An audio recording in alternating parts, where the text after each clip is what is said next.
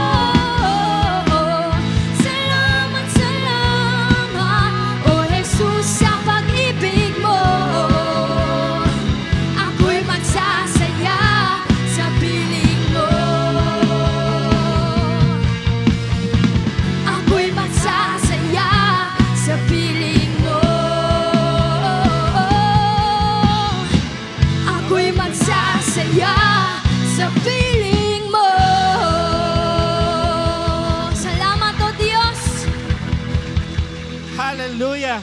Hallelujah! Sino dito yung talagang nagsasaya siya sa piling ni Lord? Can we hear amen? Amen! Hallelujah! Purihin natin ang Panginoon. Sige, patuloy natin siyang palakpakan. Ang ating Diyos na buhay. Nasaan ka man ngayon? Ayan, nasa online ka, nandito ka, on-site. Walang dahilan para hindi ka magpuri sa Panginoon. Hindi ko alam kung anong pinagdadaanan nyo ngayon, pero I believe na masarap magstay sa lilim ng Panginoon. Kaya ngayon, patuloy natin siyang pupurihin at aawitan. Kaya naman bakit hindi mo itataas ang iyong kamay at ibubukas ang iyong puso sa Panginoon? Come on, church. Alisin mo lahat ng hindrance na yan. Kung ano man yung kinakaharap mo. Kasalanan, karamdaman, matinding dagok ng buhay. Narito ang Panginoon. Manatili ka sa lilim niya. Panginoon, nandito siya. Awitan mo siya. Come on.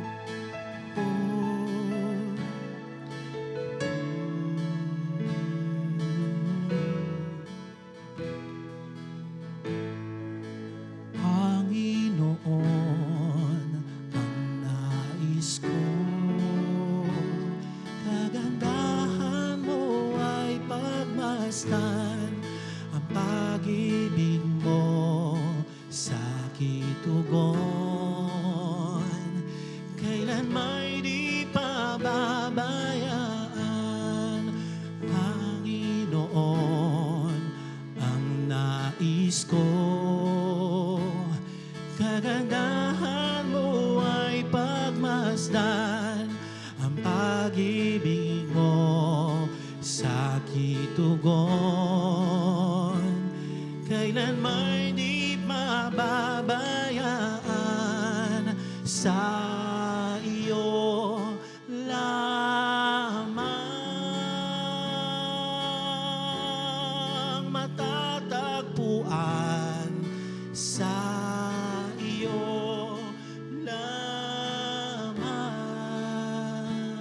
Come on, church. Awitan mo si Lord.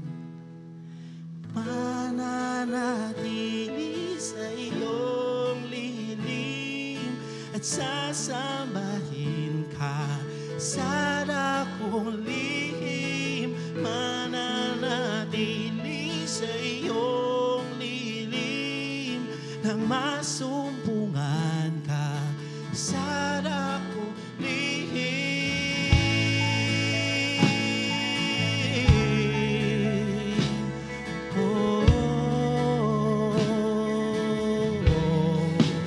Awitan mo si Lord, Panginoon. Panginoon, ang ngalan mo ay kalinga at sandigan ko, di nagbabago. Pangako mo,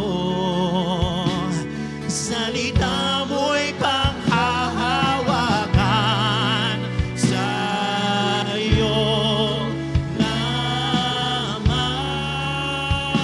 oh Diyos, matatagpuan sa iyo lamang. Come on, church, awitin mo.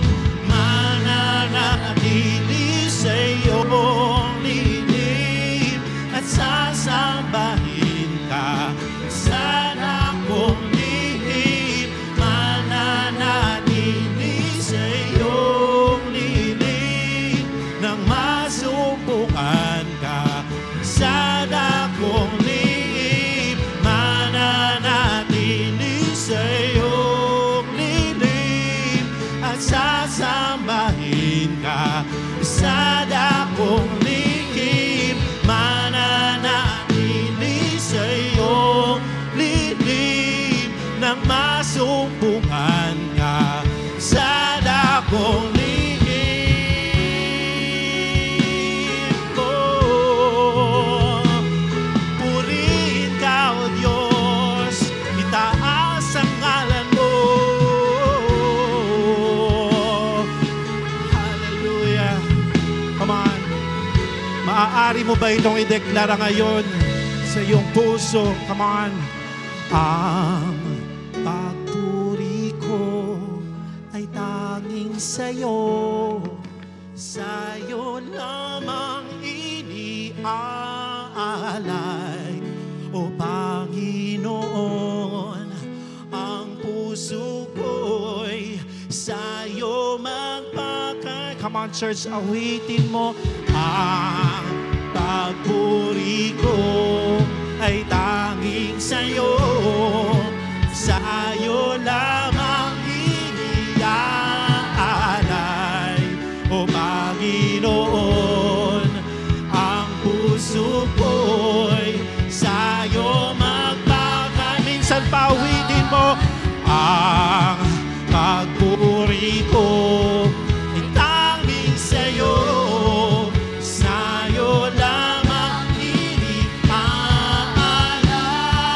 O Panginoon.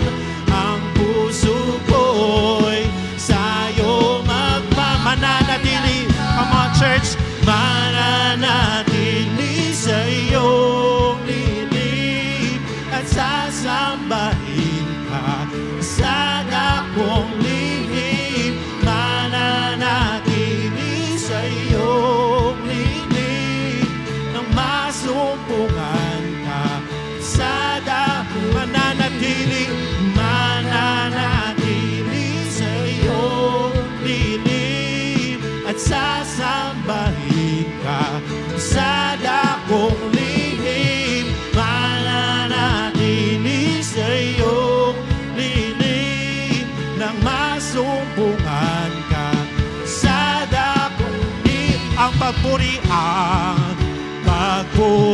ko. Declare mo ito ngayon sa puso mo. Come on, church. Awitin mo at ialay mo sa Panginoon. Hallelujah. Panginoon, ang puso ko'y sa'yo magpakailanman. Ang pagpuri ko ay tanging sa'yo. Sa'yo lamang iniaalay, O Panginoon. Ang puso ko'y sa'yo magpakailanman.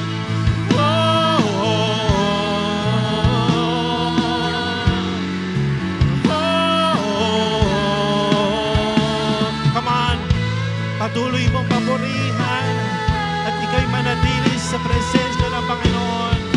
Hallelujah. Awitin mo. Papuri sa kataas-taasan, papuri sa aking tagapagligtas. Purihin ka, Jesus, Hari ng langit, Hari ng... Minsan pauwitin mo.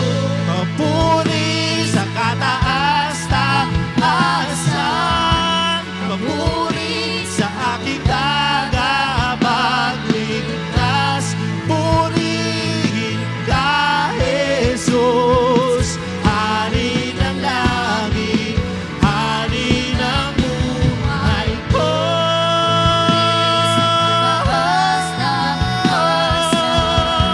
Papuri sa aking tagapagligtas. Purihin ka, Jesus, Hari ng langit. Ideklara mo, bigay mo lahat ng papuri. Papuri sa kataas-taasan, papuri sa aking tagapagligtas. Purihin ka, Jesus, Hari ng langit. Minsan pa, awitin mo. Papuri sa kataas-taasan, papuri sa aking tagapagligtas. Purihin ka, Jesus, Hari ng langit, Hari ng buhay. Hallelujah, hallelujah. Lord, salamat Panginoon Panginoon, sa pagkakataon, Lord, na mapapurihan ka namin bilang aming hari. Lord, ikaw nawa ang manguna, ang maging hari ng aming buhay. Hallelujah, Lord. Kaya naman ngayon, Lord, binubukas namin ang aming mga isip at puso sa salita mo dahil naniniwala kami matindi ang plano at gagawin mo, Lord God. Maraming salamat sa iyo lamang lahat ng parangal, ng papuri at pagsamba. At ito po ang aming panalangin sa pangalan ni Jesus. Ang lahat ay magsabi ng malakas na Amen! Amen! Amen. Amen. Magandang araw po sa lahat. Magandang araw po sa lahat. Ayan, pwede na po kayong umupo. So magandang araw po sa lahat ng nandito on-site and sa lahat po ng nanonood sa atin online. So ayan, pwede nyo po bang batiin ng inyong katabi? Sabihin niyo, I'm blessed to worship God with you. Ayan. So after nating mag-alay ng worship kay God by our singing, this time naman we will worship by our giving. So, alam nyo po, bigyan ko lang kayo ng trivia, no? Noong araw, bago magkaroon ng praise and worship by singing, ang worship ng mga tao talaga ay through burnt sacrifices and by their tithes and offerings. Ngayon, ito pong halimbawa na binigay na law ni Lord sa Israel. Dadako po tayo sa Exodus chapter 30 verses 14 to 16. Ayan. Kasama sa census ang lahat ng lalaki na 20 years old pataas. Dapat silang magbigay ng offering kay Lord. Hindi magbibigay ng mas mataas ang mayayaman at di rin magbibigay ng mas konti ang mahihirap. Gagamitin para sa serbisyo sa banal na tent ang lahat ng makukuhang tax. Ang mga binayad nila ay ipantutubos sa buhay nila at magiging reminder ito sa akin na protektahan ang Israelites. So ayan, bigyan ko lang po kayo ng background, no? Ang passage po na ito ay isang law sa Israel ng Diyos na Diyos mismo ang nagbigay. At ang banal na tent ay ang tabernacle na itinuturing nilang place of worship. Huwag po kayong kabahan, hindi po tayo magsisensus ngayon, no? O magpapatax ngayong araw. Kukuha lang po tayo rito ng principle ng Diyos when it comes to giving to the house of God. At ngayon po, pag-uusapan natin what principles of giving according to Exodus chapter 30 verses 14 to 16. Number 1, giving to God is not about the status, but about obedience. Napansin ko pong instruction ni Lord ay para sa lahat, mayaman man o mahirap, at hindi status sa buhay ang dahilan upang hindi magbigay ng ayon sa utos ni Lord. Meaning, they are commanded to give out of obedience, not out of status. Kung i-relate natin sa atin, minsan kasi tayong mga tao, tingin natin ay ang mga may kaya lang ang pwedeng magbigay sa Diyos. Ay, di ba? Sinasabi ng iba, ay tither na kasi yan kasi mayaman na yan. Pero sa principle ni Lord, ang pagbibigay ay hindi lang pang mayaman, kundi even para sa lahat. Nakuha po? Ibig sabihin mga kapatid, huwag nating gawing limit ang status natin upang magbigay sa Diyos, kundi gawin natin ito ng may pusong obedient. Number 2, giving to God's house is for the church service. The Lord commanded giving to God's house for the purpose na isupply ang needs sa tabernacle. Nang sa ganon, magtuloy-tuloy ang ministry dito. Nakuha po? Ayan. Ganon din po sa atin. Our giving supplies the needs of the church and its ministries.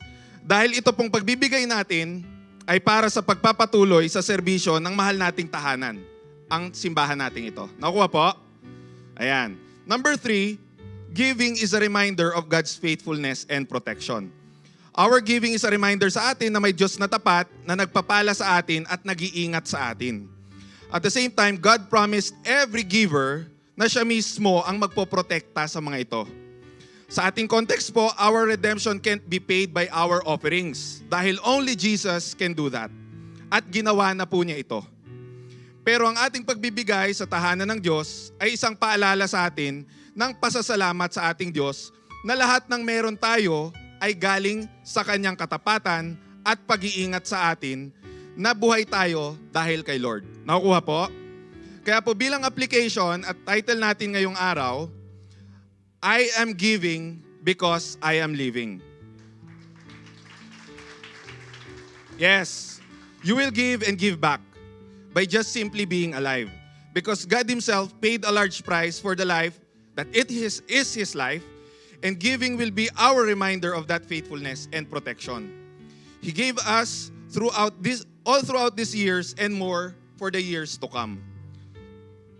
So, whatever your status, mahirap man or hindi sapat, ano man ang iyong kasarian, edad, o kung ano mang reason na meron ka, you will give because you are alive.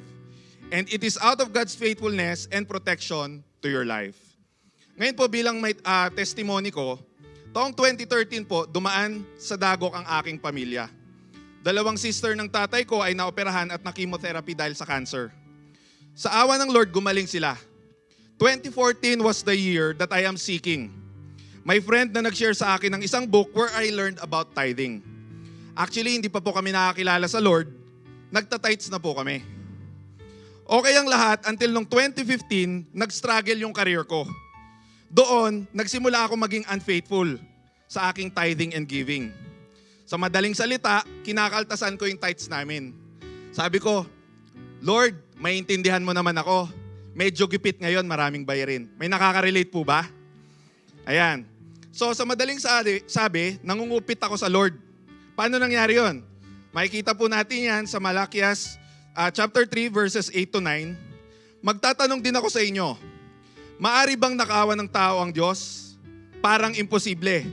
Pero ninanakawan ninyo ako at itinatanong ko sa inyo, tinatanong ninyo, paano namin kayo ninanakawan? Ninanakawan ninyo ako dahil hindi nyo binibigay ng buo ang inyong ikapo at mga handog. Iyan ang dahilan kung bakit ko isinumpa ang buong bansa. Akala ko nung una okay lang. Maintindihan ako ng Lord. Pero ang utos ay utos. True enough, 2016, naranasan ko ang sumpa. Yung cancer nung 2 tita ko, bumalik. At ang masaklap, pati biyanan ko nagkaroon. Sa kasawiang palad, namatay ang isa sa mga tita ko. Pero sa biyaya ng Lord, napatanggap ko siya sa Panginoong Jesus bago siya ginulay ng karamdaman. Maraming tao iniisip na dahil pera ang tinights, pera rin ang kakabigin. Ang lagi ko pong sinishare sa mga nagtatanong sa akin about tithing, hindi lang pera ang saklaw ng tithing. Pwedeng kalusugan ng mahal mo sa buhay, stability ng trabaho, and relationships mo, peace of mind, and napakarami pa. And kahit hindi mo ibigay ang tithes mo, babawiin yan sa'yo sa ibang paraan. Tuloy ko lang, noong 2020 pagkabalik ko galing abroad dahil sa pandemic, nakapagsimula kami ng asawa ko ng online business, and sa kabutihan ng Lord, gumanda yung kinikita namin. Mas malaki pa kaysa sa kinikita ko abroad. Kaya lang, sa napakaraming kadahilanan, hindi kami naging faithful. In a way, dahil hindi namin nako-compute yung income sa dami ng pumapasok, hindi na namin namomonitor kung tama pa yung tinatights namin. Dahilan para maging inaccurate ito. At anong sabi sa Malakay 3, 8 to 9? Isinusumpa. Kaya yung negosyo na yon, nawala at nabaon kami sa utang. Nasa kalahating milyon. Kaya sumunod na negosyo namin, kwentado na ang income at tithes namin. At para sure, bago pa namin ikalta sa mga gastusin ng negosyo, una na naming ibinabawas ang tithes. Kaya kahit nung bago pa lang yung negosyo namin at hindi pa ito tumutubo, kahit abonado pa kami ay buo ang tithes. Sa kabutihan ng Lord, yung negosyo na yun, 2 na ang branch at yung branch namin sa Olonga po ay ang top performing branch sa buong Northwest Luzon. At kaakibat ng growth na yon ay ang paglaki rin ng tithes. Sa kapurihan at kadakilaan ng Lord, yung tithes namin ngayon mas malaki pa kumpara sa sinisweldo ko noon abroad. At yung napakalaking utang namin, nabayaran na. Dahil po yan sa faithfulness ng Panginoon. Kaya ganun po kasagrado sa pamilya namin ang tithing. Ngayon, pwede ko po ba kayong imbitahang manalangin at tumayo? Habang hawak po natin ang ating tithes and offering, maaari po ba tayong pumikit? Hallelujah. Lord, maraming salamat, Panginoon, sa araw na ito. Dinako mo kami dito ng ligtas, malusog, masigla, Panginoon, sa kabila ng lahat ng aming alalahanin sa labas. Lord, ngayong araw, mag-worship kami sa iyo at ibibigay namin yung karapat-dapat para sa iyo. Lord, faithful ka sa iyong salita, kaya Lord, hubugin mo rin ang aming puso at aming isip para maging faithful din sa iyo, Panginoon. Lord, ano man yung aming pinagdaraanan, ano man yung aming alalahanin, Lord God, Lord, taos puso naming ibabalik yung dapat na para sa iyo, Lord God. And sa iyo kami magtitiwala at sa iyong salita, And alam namin, Lord God, ang faithfulness na ito ay ire-reward ng faithfulness mo din, Panginoon. Maraming salamat po, Panginoon. Sa iyo po lahat ng papuri, parangal, pasasalamat at pagsamba. Ito po ang aking samot panalangin sa pangalan ni Jesus. Amen. So let's give back and give back with a cheerful heart. Maraming salamat po.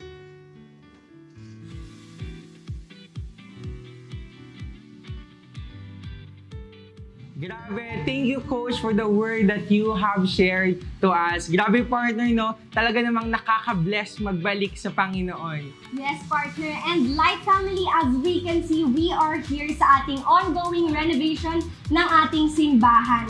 And we can see the progress and development ng ating church expansion. That's why we encourage everyone to be faithful sa ating tithes, offerings, pledges, and faith promises. We can send it via bank account, GCash number, and directly here sa ating church. Kaya naman, Light Family, let's give and give back with a cheerful and generous heart. Light Family, as we dive further into the service, it's time to stay updated with the latest happenings in our church community. You know what that means? It's time for Light News! Yesterday, Light Family, naganap po ang Light Retreat Preparation. And dahil dyan, pwede ba nating palakpakan si Lord? Wow! Amen! Alam naman po natin na kaya po tayo may Light Retreat Preparation dahil may pinaghahandaan po tayong Light Retreat Batch 42. This coming October 20, Friday, 6 p.m. to 9 p.m. and October 21, Saturday, 8 a.m. to 9 p.m. Dito lang po yan sa ating Light Church Hall. Amen! And for our other church events and activities, Ayan po, we are calling our youth because Gospel Gig presents A Man Called Blank Part 2. Last time po, we tackled our identity in Christ. Kaya naman po right now, let's be more excited sa gagawin at ituturo sa atin ng Panginoon for the second part of the series. Kaya naman po, I encourage all the youth to invite their friends, their classmates, or kahit sino pa pong youth this coming October 28, 4 p.m. here at Light Church with registration fee of only 20 pesos lang po. We can register po after po ng ating celebration sa ating ushering table. and now we are calling our young married couples because this event, Money Heist, is for you. Join us for a deep dive into financial management within marriage on October 27, 2023 at 6:30 p.m. Dito lang po yan sa Light Church Hall.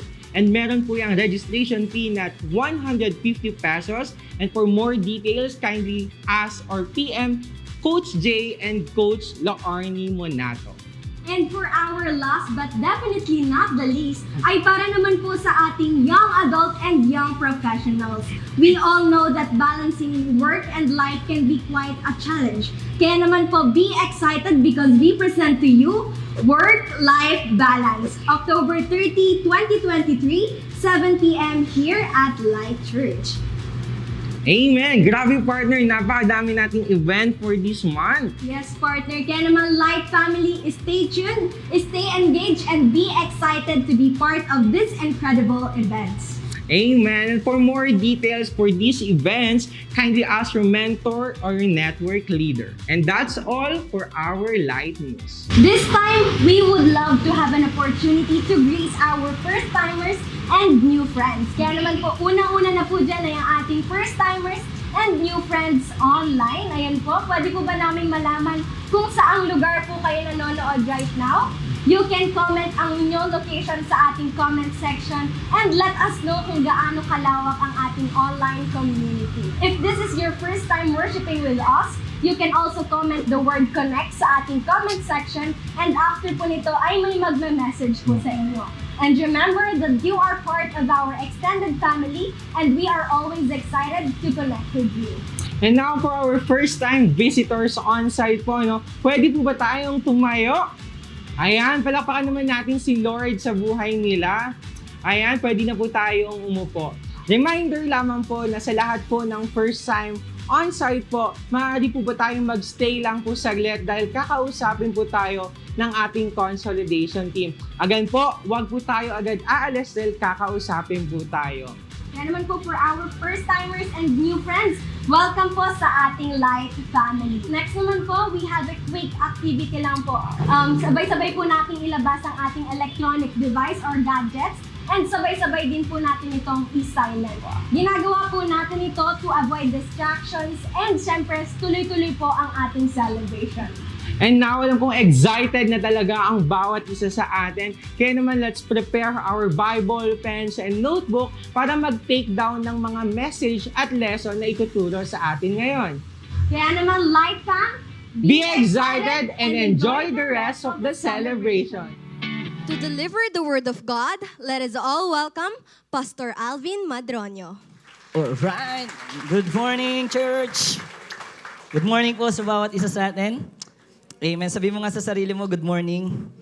Yan. Huwag naman puro. Sa sarili mo po, hindi po sa katabi mo. Okay? Palagi na lang kasing sa katabi mo, no? Tapos sabi niya, ano ba, hindi nag-toothbrush. Hindi, joke lang. Amen. Good morning po sa bawat isa sa atin. Pwede ba natin palakpakan si Lord yung the best? Yung mas malakas. Come on. Amen. Okay, pwede ba natin sabihin mabuti ang Diyos? Pwede ba yung mas malakas, mabuti ang Diyos? Amen. So, naniniwala po ba kayo mabuti si Lord? Amen. Na may ginawa si Lord sa buhay natin. Blessed tayo ni Lord. Pinalakas tayo ni Lord. Amen po ba?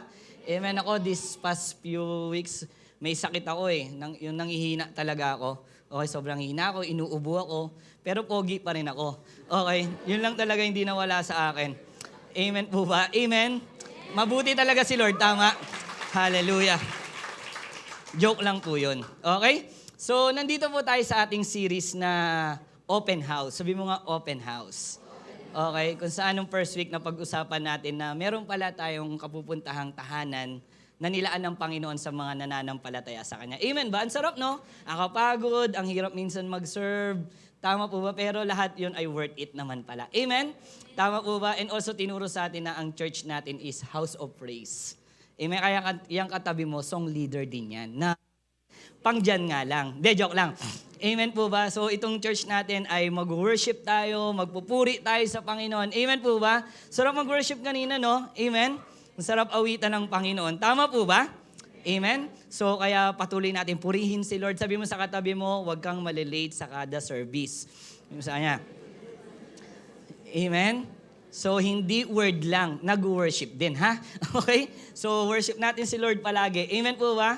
Tama po ba? So today, may bago na naman po tayong pag-uusapan. Okay, sa open house na pag-uusapan natin. Excited po ba tayo? Amen. May bago na namang i-correct si Lord, i-rebuke. Pero syempre, idadagdag niya na naman sa faith natin. Amen? So tatayo tayong lahat, basahin po natin to in the book of Matthew. Amen. So, Matthew 21, chapter 21, verse 12 to 17. Sige po, basahin natin. Ready, get, set, go.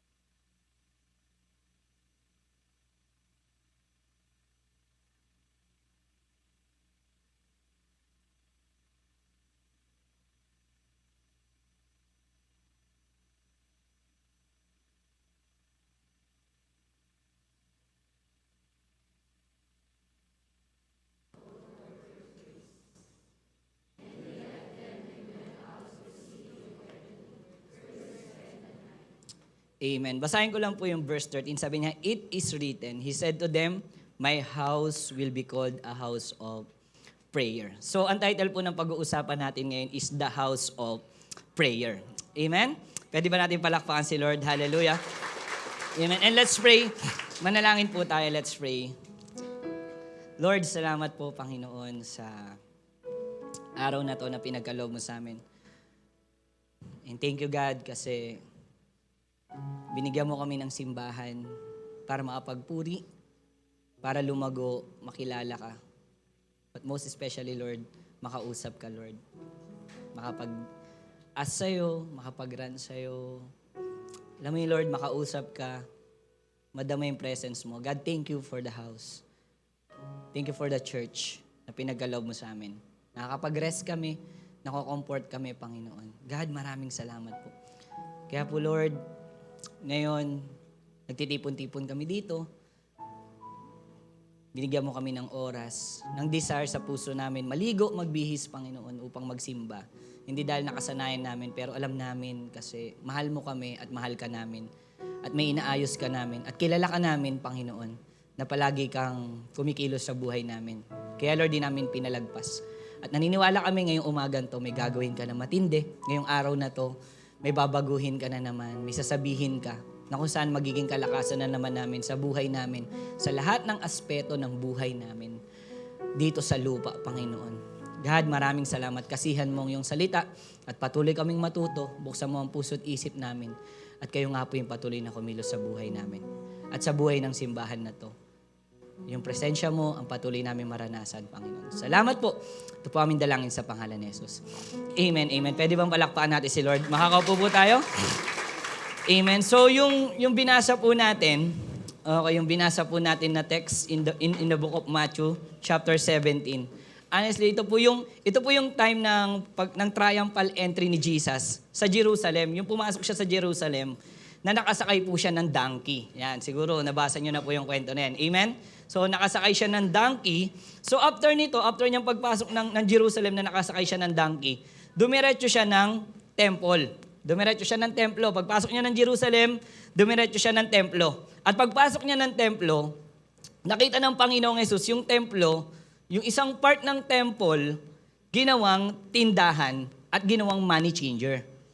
Nakuha niyo po? Pagpasok niya ng Jerusalem, dumiretso siya ng templo, yung isang part ng templo, ginawang tindahan at ginawang money changer yung lugar. So ngayon, nung nakita ng Panginoong Hesus na ginawa nilang tindahan at money changer yung isang lugar ng temple, ang ginawa ni Jesus, pinagtataob niya lahat ng lamesa nila. Diyan po ba kayo? Amen? So kaya pinagtataob ni Jesus, pinagtataob niya eh. At kaya niya pinagtataob yun, kaya pinagtataob ni Jesus yun, kasi ang purpose talaga ng lugar na yon ay hindi maging tindahan, kundi maging house of prayer. Amen? Maging part siya ng temple, okay, na maging bahay, panalanginan. Kaso ginawang marketplace. Nandiyan po ba kayo? Amen po ba? Amen? Kasi po ganito, yung lugar po ng templo na yan, yung lugar po ng templo na yan, nahati po yan sa dalawa. May tinatawag na inner court and outer court. Okay, may inner court and outer court. Okay? So sa inner court, sa inner court, hindi po nakakapasok doon yung may sakit, yung bulag, yung pilay, yung may galis, may ketong, or anything, hindi sila nakakapasok doon. At hindi rin po nakakapasok sa inner court yung mga proselyte. Okay, sabi mo nga proselyte. Pag sinabi nating proselyte, hanggang outer court lang sila. Pag sinabi natin proselyte, a person who was converted from one opinion, religion, or party to another, converts of Judaism. Okay? Proselyte means hindi sila pure na Jew. Di ba? Parang PhilAm, Philippine American. Di ba? Nakuha po natin, hindi sila pure na Hudyo, kaya proselyte sila. Sabihin nyo nga, proselyte. So ngayon, itong mga pilay, itong mga may sakit, or anything, or even proselyte, hanggang outer court lang po sila pwedeng pumasok. Nagigets po ninyo? Okay? Hanggang outer court lang sila. Okay? At honestly, karamihan po ng proselyte ay mga naglalakbay. Dahil nga mga proselyte sila, galing na sila sa mga malalayong lugar, maybe nakapangasawa sila ng ganito. Kaya sila naging proselyte eh. Nakapangasawa sila ng ganito, okay, tapos galing na sila sa malayo na pangasawa nila, taga doon, hindi na mismo sa lugar nila. Nagigets niyo po ako? Amen? So galing sila sa mga malalayo. Nakatira sila sa malalayo. Ngayon, yung araw na pupunta sila sa lugar para manalangin, ang madadat na nila yung lugar na kung saan pwede na lang sana silang manalangin. Sa outer court, ano pa po ang ginawa? Ginawang tindahan. At ginawang money changer. Okay? Kaya ngayon, nagalit ang Panginoong Jesus. Nakukuha niyo na po bakit nagalit si Jesus. Kahit naman siguro kayo, nagagalit na kayo ngayon. Tingnan mo yung katabi mo. Okay? Maganda pa rin siya at pogi pag nagagalit, di ba? Tama? So kaya nagalit si Jesus. Okay, parang ganito yung gustong sabihin ni Jesus sa kanila that time. Dito na nga lang nakakalapit ang mga proselyte. Dito na nga lang nakakalapit ang mga may sakit. ginawa nyo pang tindahan. Nakukuha ninyo? Ginawa nyo pang money changer. Okay, ginawa nyo pang marketplace. Tama? Kaya ang ginawa ni Jesus, pinagtataob niya lahat ng lamesa dahil gustong ipakita ng Panginoong Yesus ang pinaka-purpose ng tahanan ng Diyos. Amen? Kaya pinagtataob niya, okay, dyan na nga lang, para dyan na lang sa outer court sila. Hindi na nga sila pwede sa inner court dahil nga may sakit sila, dahil nga proselyte sila. Tapos kung saan pwede na lang sila mag-pray, ginawa niya pang marketplace. Gets po natin? Amen? So kaya pinagtataob ni Lord kasi pinapakita niya kung ano ang purpose ng lugar na yan. Hindi yan tindahan. Amen? Hindi yan money changer. Pinakita niya yung purpose ng lugar na yon. Amen po ba?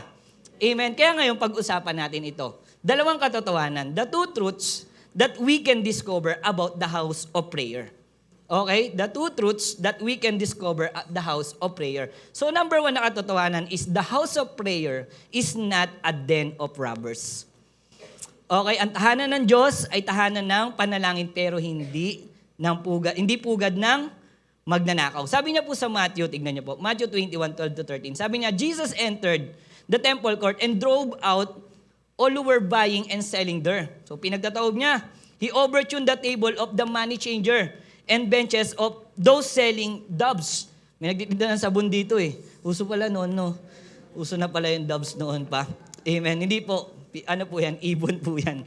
It is written, sabi niya ganun, he said to them, my house will be called the house of prayer, but you are making it a den of robbers. Okay, this scenario, nagalit po ang Panginoong Yesus. Okay? At nangyari sa temple, nagalit ang Panginoong Yesus. At ang nangyari sa temple, nagalit siya kung saan sa temple sila nag-o-offering. Nakuha po natin? Kasi bakit? Kasi nga yung temple kung saan sila nag-o-offering, ginawa nilang pugad ng magnanakaw. Yung simbahan. Nandiyan po ba kayo? Amen. So ngayon ito ang tanong ko. Bakit nasabi ng Panginoong Yesus na ginawa nilang pugad ng magnanakaw ang simbahan? Bakit gano'n na lang? Pagpasok ni Jesus, nagwala siya. Tapos pagkawala niya, sabi niya, ginawa niyong pugad ng magnanakaw. Ang tapang ni Lord magsalita. Amen? Bakit gano'n na lang si Jesus guys magsabi sa kanila, kayo mga teachers of the law, ginawa niyong pugad na magnanakaw ang simbahan. Bakit parang gano'n na lang sila pagbintangan ni Jesus o sabihin ni Jesus direct to the point, bakit gano'n katapang na lang si Jesus? Nakukuha natin? Amen? Alam niyo po kung bakit? Tanungin niyo ko bakit? Because letter A, it is because of selling and buying. Because, sabi diyan, of selling and buying. That time kasi, sa panahon po nila, pag hihingi ka ng tawad, mag-o-offer ka pa ng hayop. Tama? Tayo hindi eh. Uupo ka na lang, Lord, patawarin mo po ako. Ganun na lang tayo, tama? Sa kanila hindi. Nung panahon nila, kapag hihingi ka ng tawad, magdadala ka ng hayop. Amen po ba? Tama po. Kaya pala nung yung nag-invite sa akin dito, dinala niya ako dito. Kasi kala niya hayop ako. Hindi, joke lang. Amen. Tama po ba? Joke lang po yun, ha? Okay? So, hindi na sa panahon natin ngayon yun. Okay? Noon yun. Nagets po natin? Amen? Joke lang yun. Sabi mo sa katabi mo, move on. Okay? So ngayon, ayan na, ganun sila, nagbibigay sila ng hayop para humingi ng tawad. Ganun kasi sa panahon nila noon.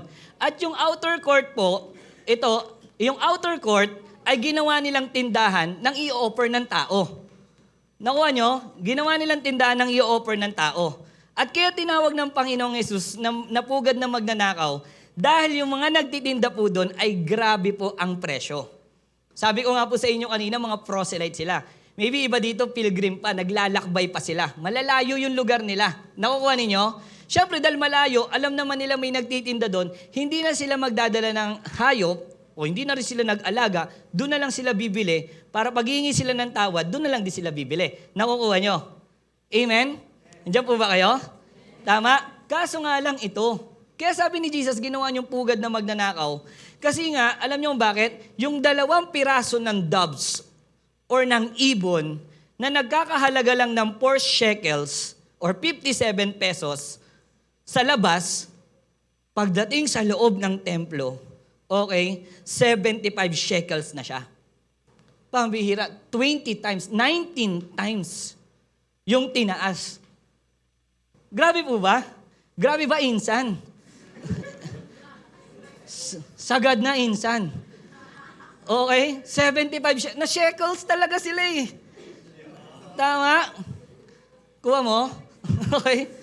Tama po ba? 75. 4 pesos, naging 75. Naging 1,078 pesos. Dalawa. Ang taas, di ba? At ito pa po malupit. Mandatory po na dapat bibili sila sa temple court. Hindi tatanggapin kapag bibili sila sa labas. Ginawa talagang pugad ng magnanakaw.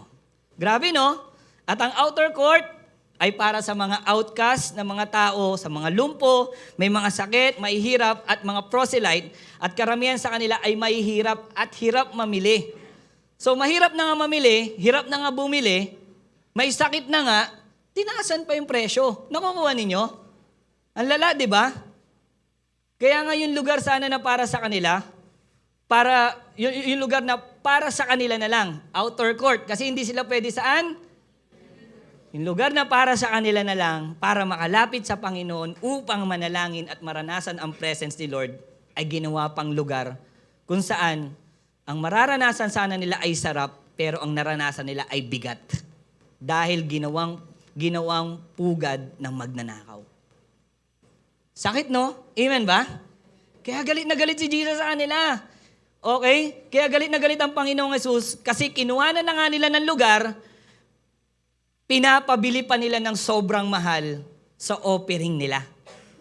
Amen? Kinuhanan nyo na ng lugar. Lugar nila yan. Hindi nyo lugar yan. Hindi nyo lugar para magtinda. Tapos yung ititinda nyo, sa kanila na ngayong lugar, titindahan nyo pa sila ng mahal. Kaya galit na galit si Lord. Ginawa niyong pugad ng magnanakaw. Nandiyan po ba kayo? Amen? Pangalawa, bakit sinabi ni Lord na ginawa nilang pugad ng magnanakaw? Letter B, it is because of offering money. Yan. So sa temple, doon nila dinadala yung mga offering money nila. Doon sila nagdadala ng burn offering, okay, mga burn offering, mga hayop, mga animals, okay? Pero doon din sila nagdadala ng mga offering money nila. So sa panahon nila, may mga offering money sila like temple taxes, okay, nagbabayad sila ng tax, pupunta sila doon para magbayad ng tax. Doon din sila nagbibigay ng tithes at doon din sila nagbibigay ng offering. Okay po yun. Okay, tama.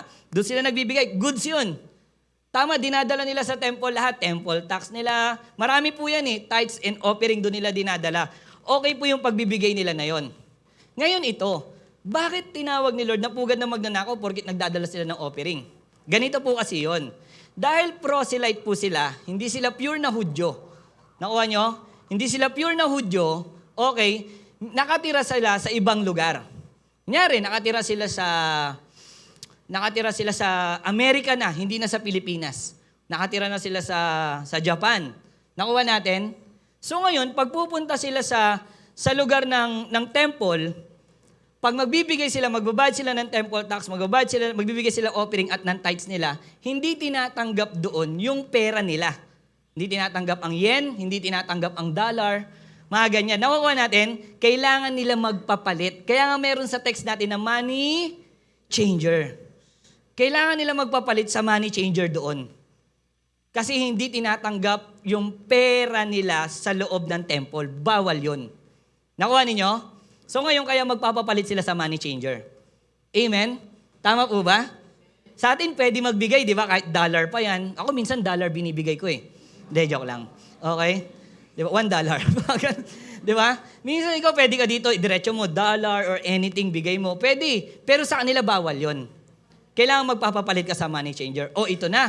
Ano ngayon kung nagpapapalit sila sa money changer? Ang money changer nila, okay, ulitin ko hindi tinatanggap yung pera nila dahil proselyte sila. Kailangan nila magpapalit sa money changer. At ang money changer doon, ang patong nila doon ay kalahati. Wow! Kaya nga magugulat ka sa Bible, galit na galit sila. Galit na galit sila sa mga money changer. Tama ba? Amen? Kasi kalahati. So ngayon, ibig sabihin ganito. Kung ikaw proselyte ka, okay, magte-temple tax ka, mag-o-offering ka, tapos magta-tithes ka pa. Yun lang sana yung temple tax mo. Yung temple tax mo ay 50 pesos, yung offering mo ay 50, yung tithes mo ay 50. Magiging ilan lahat? Magiging tigwa 100. Dahil sa pagpapapalit mo lang sa money changer. Nakuha natin, kaya galit na galit si Lord. Sabi niya, pambira, ginawa niyong pugad na magnanakaw yung simbahan. Lugar nila yan, kinuha ninyo, tapos kinukuhanan niyo pa sila. Magnanakaw kayo. Amen? Kaya ngayon, na-defeat ang purpose ng church na dapat dalanginan sana. Amen? Paano na-defeat? Ito. Paano na-defeat ang purpose ng church na bahay dalanginan sana? Paano na-defeat? Kinote ni Jesus to, Isaiah 56:7. Sabi dito, okay, Isaiah 56, actually 3-7. Sabi niya yan, tignan niyo po, painggan ninyo kung maigi ah. Hindi dapat sabihin ng isang dayuhang nakikipag-isa sa bayan ng Diyos na siya'y hindi pinapayagan ni Yahweh. Ulitin ko, painggan niyo maigi. Hindi dapat sabihin ng isang dayuhan. Pag sinabi mong dayuhan, ibig sabihin, hindi siya part doon, dayo lang siya. Nakukuha natin? Hindi dapat sabihin ng isang dayuhang nakikipag-isa sa bayan ng isa ng Diyos na siya'y hindi papayagan ni Yahweh. Kita mo, dayuhan pero pinapayagan siya ni Yahweh na makisama sa pagsamba ng kanyang bayan. Hindi dapat isipin ng mga yunok na hindi sila karapat-dapat na mapabilang sa bayan ng Diyos sapagkat hindi sila magkakaanak. Ang sabi ni Yahweh, sa mga yunok na gumagalang sa araw ng pamamahinga, na gumagawa ng bagay na nakalulugod sa akin at tapat at iniingatan ang aking kasunduan, ang pangalan mo'y aalalahanin sa aking templo at sa gitna ng aking bayan na mas matagal kaysa pagunita sa iyo. Kung ikaw ay nagkaroon ng mga anak, hindi malilimot kailanman. Verse 6, ito po uli.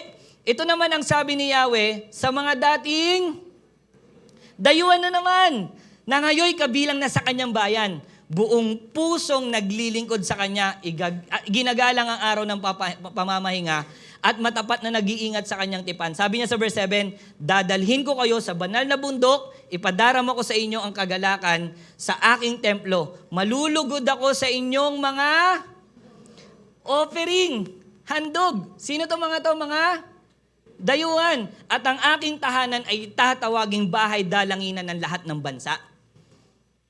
Honestly, dito kinote ni Jesus yung sinasabi niya. At kung titignan natin sa Book of Isaiah, ang tahanan ng Panginoon ay para talaga sa lahat at para din sa mga dayuhan. Tama, proselyte nga. Amen? Proselyte nga. Okay, hindi mga pure na Jew. Tinatanggap ni Lord, Book of Isaiah pa lang, sinasabi na para yan sa kanila. Okay?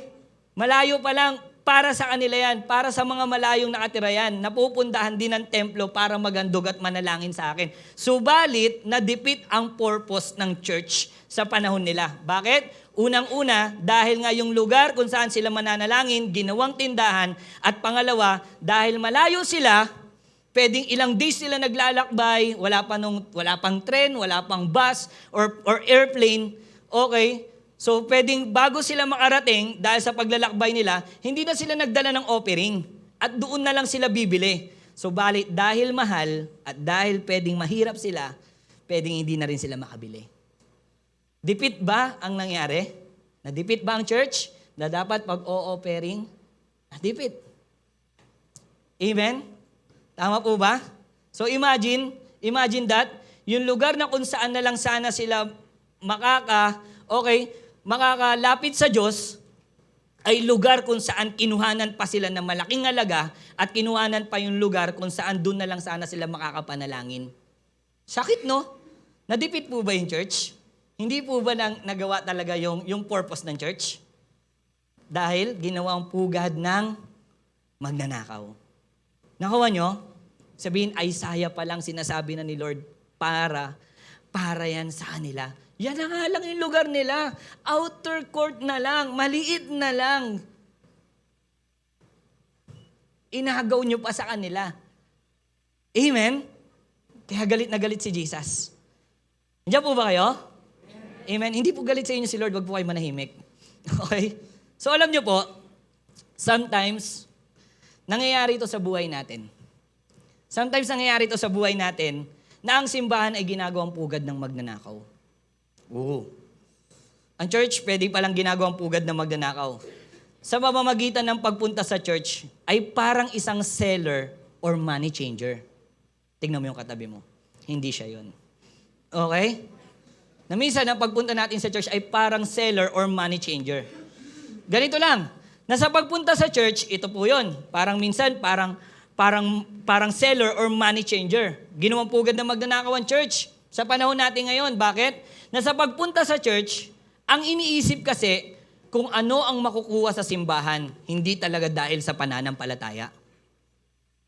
Diyan ba kayo? Ano kayo makukuha ko sa church na yan? Ano kaya meron sa church na yan? Sige, pag wala, walang kwenta. Hindi siya pumunta ng church dahil sa faith niya. Dahil sa self-entitlement niya. Diyan ba kayo? Amen ba? Kagaya na lang ng ganito. Excited po ba kayo? Sabi mo sa katabi mo, kapit ka. Okay? Kagaya na lang po nito. Mga nagtitinda ng pampaswerte. Tama? Yung may mga titinda ng misa sa gilid-gilid, di ba? Ng simbahan. Nagtitinda ng rebulto sa gilid ng simbahan. Kapag bumili ka daw, saswertihin ka. Wow! Sabi mo, wow! Alam mo, may tanong ako sa mga nagtitinda nito eh. May nagtitinda po ba nito? Okay? May tanong lang ako sa mga nagtitinda nito. Alam niyo kung ano? Kasi kung totoo yun, kung totoong pampaswerte o pagpapalain ka pag bumili ka ng rebulto, pag bumili ka ng pampaswerte, alam mo yun, kung totoo talaga yun, bakit hanggang ngayon nagbebenta pa rin sila? Tama ba? Nandiyan po ba kayo? Kasi kung totoo yung bakit hanggang ngayon nagbebenta pa rin sila.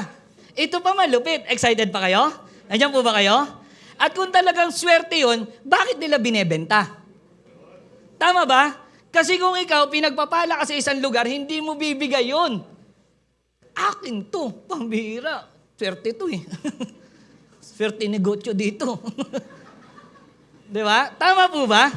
Bakit ko ibibigay? Bakit ko ibebenta? Bakit yung nagbebenta hanggang ngayon? Nagbebenta pa rin. Bakit yung bumili hanggang ngayon? Mahirap pa din. Grabe no? Amen po ba? Nandiyan po ba kayo? Ito pa, sabi mo, ito, sabi sa katabi mo, ito pa, partner. At ang pinakamali dito, dahil ang tinitinda ito ang pinakamali. Dahil sa tinitinda nila, doon na lang umaasa ang tao sa tinitinda nila at hindi na nananalangin. Di ba? Amen ba? Di ba yung bago ka umalis ng bahay, nahawakan mo? Baho. Amen ba? Kunyari pa kayo eh. Tama? Hawakan mo pa. Pag gagawa ka ng kasalanan, tatalikod mo. Sabi mo sa katabi mo, relate. Okay? Nandiyan po ba kayo? Hindi na nanalangin, doon na lang umasa. At minsan, ito pa, mananalangin ka, kailangan mo ba bumili ng kandila? Amen ba? Tama po ba? Kailangan po bumiling kandila. Bili ka pa kandila. Tapos, may prayer pa para sa namatay. May bayad din. Alam niyo bang may bayad yon? Panalangin para sa tiyuhin ko. Sa tatay ko. Buhay pa, pinapapanalangin mo na. May bayad din yun. Nagsaserve ako dati. Okay? May bayad din yun. Na kung tutusin, wala namang purgatorio. Amen ba? Walang purgatorio sa Bible. Tapos pag-pray mo yung pamilya mo, may bayad. Nakuha ninyo, anong dahilan ng mga yan? Ginawang pinagkakaperahan ang simbahan. Okay, tamo, amen daw. Ang haba pala ng amen ng bata, no? Ito pa, church. Marami na rin ako nakita pumunta ng church. Alam niyo kung bakit? Tanong niyo ako bakit? Kasi maraming nakitang prospect na mapag-uutangan. Grabe, punta tayo sa Light Church. Bakit? Lahat sila nakamaroon. Parang laging may binyagan sa church na yan. Mukhang maganda-ganda dyan, ha? Okay, positive. Nakuha natin, okay dyan, di ba? Alam mo, nakakalungkot, lumaki ako sa church, hindi lang ako lumaki. Okay? 4 years old pa lang kasi, medyo umaattend na ako, Salvation Army, mga ganyan, BBS, 4 years old. Dire-diretso yun. Lagi ako na-attend ng church. Lumaki ako na ang tingin nila sa simbahan, tinitignan nila ang simbahan, a-attend sila sa simbahan kasi tinitignan nila na matutulungan sila financially but not spiritually. Ano kayang tutulong sa akin ng church financially? Mabibigyan kaya ako ng bigas niyan? Pag di ako sinundo niyan, di na ako pupunta. Hindi pumunta dahil para sa spiritual niya. Pero dahil sa financial niya. Sabi mo sa katabi mo, ehem. Okay? Alam niyo po, ganito lang yan. Yung mga ganitong klase ng tao, na kapag sa simbahan walang nahita, hindi mo na makikita. Grabe no? Alam niyo po, gusto ko sabihin sa inyo, walang masama na pupunta tayo ng church na iisipin nating may makukuha tayo. Wala pong masama doon, okay? Pupunta ka ng church, walang masama na iisipin mo may makukuha ka.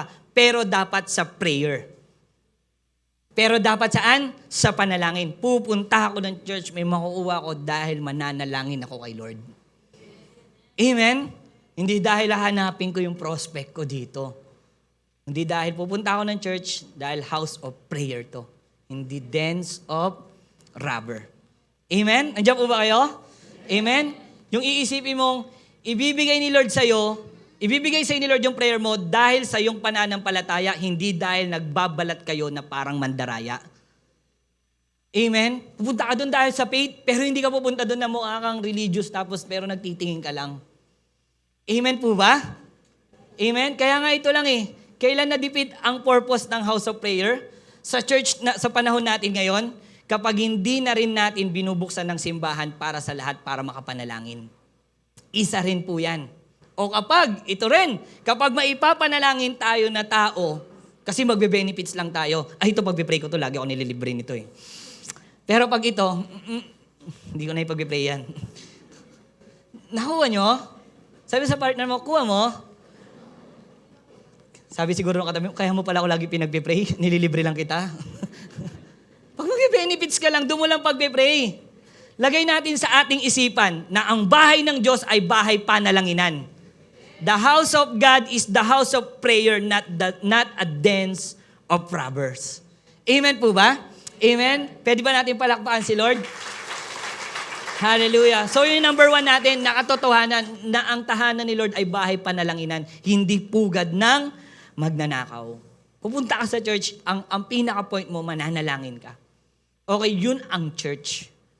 Amen? House of prayer. Okay, pangalawa, the 2 truths that we can discover about the house of prayer. Number 2, the house of prayer is not for the doubters. It's not for the doubters. Sabi niya doon, sige, verse 14 to 16, the blind, sabi niya, the blind and lame came to him. Okay? The blind and the lame came, ang galing no, yung bulag at pilay na lumapit sa kanya. Nagets niyo ba yon? Tama ba? Buti pa sila nakakalapit kay Lord, yung katabi mo kaya. Pipilitin pa yan. Amen. Came to him at the temple and he healed them. Gumaling sila. But when the chief priests and the teachers of the law saw the wonderful things he did and the children shouting in the temple court, sabi niya, Hosanna, the son of David. They were indignant, nagalit sila. Tapos tinanong nila si Jesus, do you hear what these children are saying? They asked him, nagtanong sila. Sabi ni Jesus, yes, replied Jesus. Have you never read from the lips of children and infant you, Lord, have called forth your praise. So ngayon, after ni Jesus pagtataubin lahat ng lamesa nila, hindi pa natapos si Jesus doon. May next pa siyang ginawa. May next scenario pang ginawa si Lord. Nakuha ninyo? After ni Jesus, pagtataubin yung lamesa, pinagtataob sila ni Lord, no? Wow! Tindi, no? Wasak-wasak yung mga katawan nila. Grabe, hindi po sila. Yung mga lamesa, after pagtataobin ni Jesus lahat ng lamesa, move on. Okay? This scenario, after pagtataobin ni Jesus lahat, this scenario na ginawa ng Panginoon, yung next scenario doon na sila nag-doubt kay Lord. Okay, nag-doubt sila kay Jesus. Question, ito lang. Paano pinakita ng mga chief priests ang pagda-doubt nila kay Jesus? Paano ba sila nag-doubt kay Jesus? Unang-una, ganito lang. Letter A, they were indignant. Indignant means nagagalit. Nagagalit sila kay Jesus. Pero ang tanong, bakit sila nagagalit kay Jesus? Alam niyo kung bakit? Tanungin niyo ko bakit? Ang galing lang. Tignan mo, kaya sila nagagalit, Matthew, sabi dito. Sige, lumapit sa kanya ang mga bulag at pilay. At pinagaling niya sila. Pero, nagalit ang mga chief priests.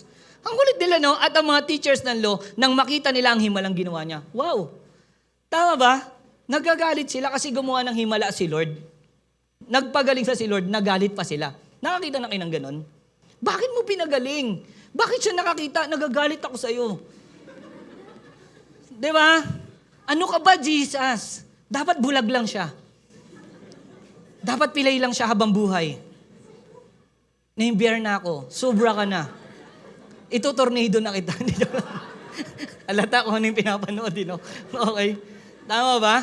Okay. Dahil nagpagaling si Jesus, nagagalit sila. Okay, pero ito talaga yon. Actually, kaya sila nagagalit sa Panginoong Jesus. Alam niyo kung bakit? Tanungin niyo kung bakit. Kasi naiinggit sila at nagseselos sila kay Jesus. Okay? Kasi, bakit? Kaya sila nagseselos at naiinggit? Kasi mas marami nang lumalapit kay Jesus at nakikinig kesa sa kanila. Nandiyan lang yung mga chief priest, napansin nyo? Nandiyan lang yung mga chief priest, pero bakit sa kanya lumapit? Okay? Bakit sa kanya lumapit? Pero bakit? Bakit ba maraming lumalapit sa Panginoon? Bakit mas maraming lumapit sa Panginoon? Alam niyo kung bakit? Dahil may mga needs sila na natutugunan ni Jesus. May mga gumaling sa sakit, may mga nakakita, okay, may mga na-deliver, okay, na may mga demon-possessed. Ibig sabihin, meaning, dahil kay Jesus, answered prayer sila. Grabe, no? Pero sa mga chief priests, ang bira, sa mga chief priests, yan ang alang lugar namin, kinuha nyo pa, paano kami lalapit sa inyo? Tama ba? Yan na lang lugar, outer court na lang, ginawa nyo pang tindahan. Tapos yung mga tindahan na yan, meron pa kayong komisyon. Nakuha nyo, paano kami lalapit sa inyo? Amen? Outcast na sila. Kaya anong ginagawa nila? Kay Jesus sila lumalapit. Kaya galit sila kay Jesus. They were indignant. Kaya doon pinakita na nagda-doubt sila kay Jesus. Pangalawa, na nagda-doubt sila because they asked Him. Kita mo, hindi talaga sila mabangoy. They asked Him. Nakuha nyo? Ang baho talaga ng ugali nila. They asked Him. Oh, tama ba? Mamaya, magigets niyan. Ayun pala yun. Okay, they asked Him. Okay? Sabi dito, verse 15a hanggang 16, the children shouting in the temple court, Hosanna, the Son of David. They were indignant. Sabi niya, 16, do you hear what these children are saying? They asked Him. Tignan mo, di ba? Yes, replied Jesus, have you never read from the lips of the children and the infant, you, Lord, have called forth your praise. So sumisigaw yung mga bata. Anong sigaw ng mga bata? Hosanna to the Son of David. And this word Hosanna po, alam niyo po ang ibig sabihin ng Hosanna? Ang ibig sabihin ng Hosanna is a plea for salvation. Humihingi sila or nagbebeg sila ng kaligtasan. Sabi ng mga bata, Hosanna, ibig sabihin, nagpiplease sila ng kaligtasan. Parang ganito po yan, para magets natin. Psalm 118:25, sabi niya, save us, we pray, O Lord. Save us, we pray, O Lord. Yung word na save po dyan, in Hebrew is yasha, meaning deliver or save. Yan ang ibig sabihin nung word na save dyan, yasha. Ang ibig naman na sabihin nung pray, sa word na save us, we pray, yung ibig sabihin ng pray is ana. Okay, ana. Means beg. Okay? Means beg. At kapag pinag-combine mo yung dalawang word na yan, in English word ay Hosanna. Ibig sabihin, I beg you to save. Nakuha po natin. Yan ang ibig sabihin ng Hosanna, I beg you to save. Okay? At nung narinig ng chief priest, ang sigaw ng mga bata, tinanong nila si Jesus, hindi mo ba naririnig ang sigaw nila sa'yo? Hindi mo ba naririnig yung sigaw nila sa'yo? Okay, lingid sa kaalaman ng mga chief priests na nagagalit sila dahil pinapayagan ng Panginoong Hesus ang ganitong prayer ng mga bata. Pero kanino? Kay Jesus. Grabe, no? Kay Jesus. Nagagalit sila. Bakit kanino lang? Ang mga chief priests, kanino lang ba sila nagpe-pray? Sa Ama. Yun lang ang inikilala ng Diyos. Kaya nagagalit sila kay Jesus dito. Because Jesus is God. Amen? At pangalawa, at dahil ang mga batang ito, okay, ay answered prayer na. Dahil, alam niyo kung bakit? Dahil ang kaharap nila na Jesus, dahil kaharap nila yung Messiah sa oras na yun. Amen po ba? Hindi man alam ng mga bata, hindi lingid sa kanila na Messiah yung kaharap nila, pero sa sinasabi nilang, Hosanna, okay, I beg you to save, yung sinisigaw pa lang ng mga bata yon, kaling, bakit? Answered prayer na sila. Kasi yung kaharap nila, Messiah, si Jesus Christ. Galing, no? Amen? Kaya nga sumagot si Jesus, tinatanong ninyo ako, sige, hindi mo ba narinig ang sigaw nila sa'yo? Sumagot si Jesus, ano sabi ni Jesus? Awit, nag-quote siya ng awit, dito niya kinuha. Pinupuri ka ng mga bata at bagong silang, ikaw ay nagtayo ng isang tanggulan, kaya't natahimik ang lahat ng iyong kaaway. Kaya yung sigaw nila na Hosanna, save me, ginawa talaga ng Panginoong Hesus yun. Kailan? Nung namatay siya sa cross, nung pagbayaran niya ang ating mga kasalanan. At kung sino man ang manampalataya, siya yung makakaranas ng kaligtasan.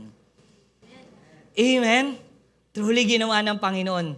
Kaya ang pag-aas nila, ang pag-aas ng mga chief priest, they ask Him, okay, it is a sign na nagda-doubt sila kay Jesus Christ. Kaya alam niyo po, gusto ko sabihin sa inyo, kaya daig pa ng faith ng mga batang nananalangin o nagpupuri kay Jesus ang mga chief priest na puno ng pagda-doubt. Daig pa ng mga bata yung mga chief priest. Grabe, no? Kaya nga ito lang tanong ko sa bawat isa sa atin ngayon. Sino ang mga doubters sa panahon natin ngayon? Sa panahon nila yung mga chief priests. Sa panahon natin ngayon, sino ang mga doubters? Tingnan mo yung katabi mo. Hindi siya yon. Okay? So, ito yung mga doubters sa panahon natin ngayon. Ito yung mga, kaya hindi makatawag sa Diyos para manalangin, ay dahil una sa lahat, nagdududa sila sa power ng Diyos na kaya ba silang iligtas. Yung hanggang ngayon, nagtatanong sila, kaya ba talaga ako iligtas ni Lord? Ba't pa ako mananalangin? Kaya ba ako iligtas ni Lord? Nakukuha ninyo?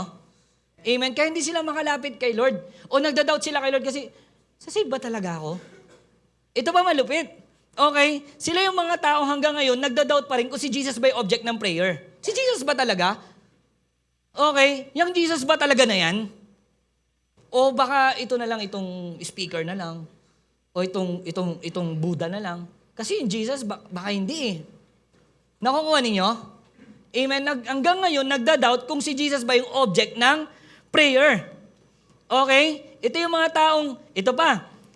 taong imbis na sa Panginoon humihingi ng saklolo, sa tao umaasa o sa sarili. Okay?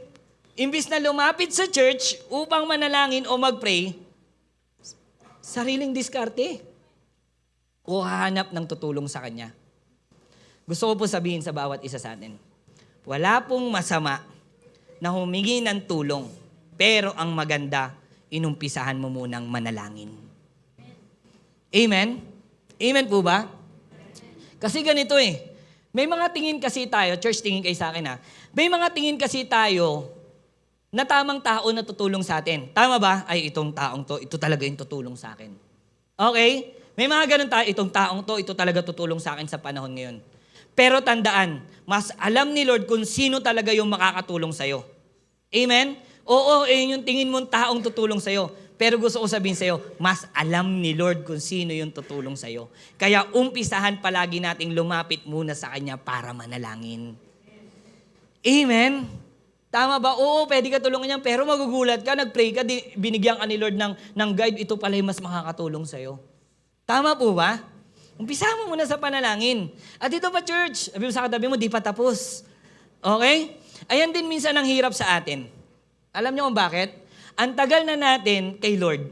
Para na tayong mga teachers of the law, na ang dami na nating narinig patungkol kay Lord. Ang dami-dami na natin narinig, tagal na natin sa church, ang dami mo narinig na preaching. Okay? Marami na tayong himalang nakita. Nakita mo, may gumaling, may nakakita, may nabagong buhay, may naayos na buhay. Grabe, ang galing talaga ni Lord. Nakita mo talaga yun. Pero ang problema, may unting pangit na sitwasyon lang, nagdududa na naman tayo kay Lord. Diyan ba kayo? Nakita mo na yung sa tao, grabe na bago talaga siya. Ganito talaga buhay niya dati, nakita ko, grabe pala talaga ang Panginoon. No? Gumaganon tayo, pero ang problema, pag may pangit na sitwasyon, nagda-doubt na naman tayo kay Lord. Minsan hindi mo lang nakita. Minsan personal mo na din naranasan na pinagaling ka ni Lord. Minsan personal mo na din naranasan na blines ka ni Lord, binago tayo ng Panginoon. Kaso ang problema, kahit personal na natin naranasan, may pangit lang na sitwasyon, nagda-doubt na naman tayo kay Lord. Nandiyan po ba kayo? O wala kayo dyan? Okay? Yun ang problema minsan. Nakakita ka na, naranasan mo na, may pangit lang na sitwasyon, nagda-doubt na naman. Naku po. Example, blessing. Ayan, blessing na lang. Pag nangangailangan tayo ng blessing, tama ba? Kapag nangangailangan tayo ng blessing, imbis naman ng palataya, ang ginagawa sa wedding at loto, tumataya. Tignan mo yung katabi mo, tinitignan niya yung koteho niya ngayon. Tama ba? Grabe no, o kaya didiskarte sa ganito. Didiskarte kay insan. Tama ba? Insan. Pahiram naman, insan. Okay? Ito pa. Kapag may sakit, imbis na manalangin at umiling ng himala, lumalapit sa albularyo para magpahula. Tignan mo, baka nakasagi ka. Tapos, ayoko nga, nakasagi ka, tikba lang. Kamukha mo. Gano. Hawig kayo, nasagi mo sarili mo. Hindi po, may kakambal kasi ako. Di ba, minsan mapahula ka, kandila-kandila pa, ganun, no? Nanonood ako ng bata ko niyan, yung uling, lalagyan ng tawas. Di ba? Amen ba? O, kita nyo, yun eh. Grabe, no? Minsan ganun tayo, papahula pa tayo. Bis manalangin, para umiling kay Lord ng himala, kung saan tayo lumalapit. Kaya nawa, church, listen, habang tumatagal tayo sa pananampalataya, anuman ang dumaan na pagsubok, alam mong may Diyos na handang tumulong sa'yo na kayang gumawa ng himala. Amen? Hallelujah. Kapag ganyan ang attitude natin, may pagsubok ako, may pinagdadaanan ako, alam ko may Diyos. Kapag ganyan ang attitude natin, pupunta tayo ng church. Kasi alam mong palaging may gagawing matindi si Lord sa buhay mo. Hindi mo papalagpasin pumunta ng church para manalangin. Kasi may gagawin na matindi na naman si Lord sa buhay mo. Amen ba? Blessed po ba tayo? Pwede ba natin palakpakan si Lord? Amen? Kaya nga, ano po yung dalawang katotohanan? Na ang tahanan ni Lord ay bahay panalanginan, hindi pugad ng magnanakaw, and the house of prayer is not for the doubters. Amen po ba? So ngayon, punta tayo ng Book of Mark. Ganon din yung kwento. Punta tayo ng Book of Mark. Sabi ito, Mark 11:17. And as he taught them, he said, "It is not written, my house will be called a house of prayer for all nations, but you have made it a den of robber." So kinote din ito ni Jesus, hindi lang sa Isaiah, hindi lang siya sa Isaiah nag-quote. Kinuha niya rin sa Jeremiah. Sabi dito tingnan niya po, church, listen Jeremiah 7, verse 9 to 11. Pakinggan po natin. Nagnanakaw kayo, pumapatay. Nangangalunya, nanunumpa sa hindi katotohanan. Naghahandog kay Baal at sumasamba sa mga Diyos-Diyosang hindi ninyo nakikilala. Ginawa ninyo ang aking kinamumuhian at pagkatapos, haharap kayo sa akin, sa aking templo at sasabihin ninyong, ligtas kami rito. Bakit? Ang tahanan bang ito ay mukhang lungga ng mga magnanakaw? Nakikita ko ang ginagawa ninyo. Akong si Yahweh ang nagsasabi nito. Dito galing yung quote ni Jesus na den of robbers. Why? Dahil may mga taong religious, kunyari, professing believer, at saved, kunyari, pero idolatrous. Sumasamba sa ibang Diyos, nagnanakaw pa rin, pumapatay, nakikiyapid pa rin, at nagsisinungaling.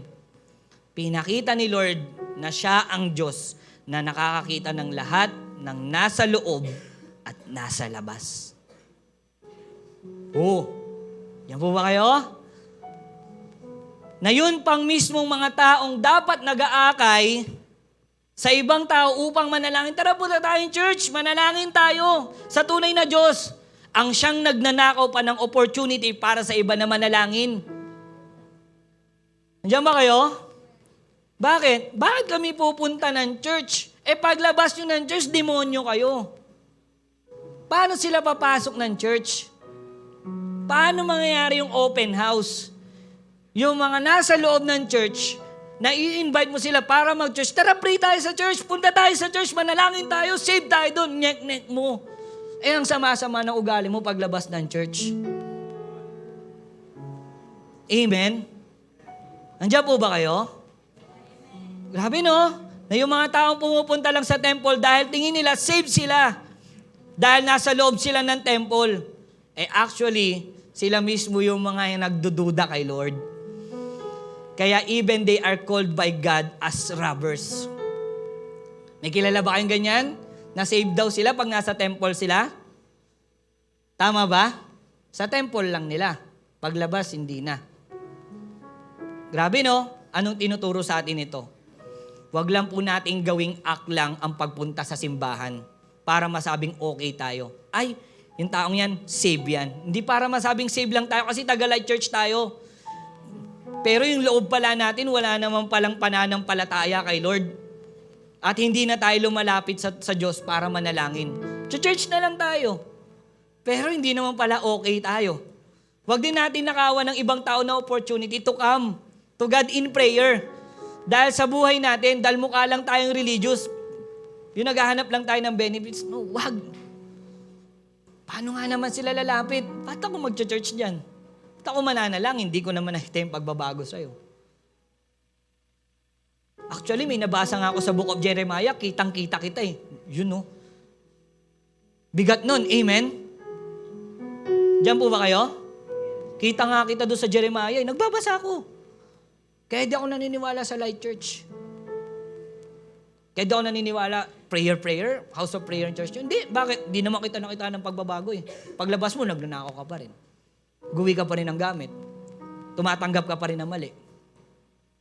Kaya nananakawan natin ng opportunity yung mga tao na sana mananalangin, na sana lalapit sila kay Lord. Bakit? Dahil sa mga ugali na meron tayo. Diyan ba kayo? Amen po ba? Diyan po ba kayo? Amen? Binigay na ni Lord ang house of God para tayo ay makipag-commune. Alam mo, napakabuti ni Lord. Binigay ni Lord yung church para makipag-commune tayo. Gusto ni Lord ng communication. Gusto ni Lord ng relationship sa Kanya. Kaya gusto ko sabihin sa atin, huwag na natin ipanakaw pa yung binibigay sa atin ng Diyos. Amen? Bigyan na tayo ni Lord ng church para manalangin ka sa church. Hindi lang. Gusto niya pa makipag-commune sa'yo. Usap tayo. Usap tayo. Coffee tayo. Gusto ni Lord yun. Gusto ko magkaroon ng relationship sa'yo. Diyos yun. Panginoon yun. Pray ka sa akin. Amen? Si Lord yun. Kaya kung gusto rin natin yun bilang application, come to God. Come to God's house with prayer of faith. Punta tayo sa tahanan ni Lord na mananalangin tayo na may kasamang pananampalataya.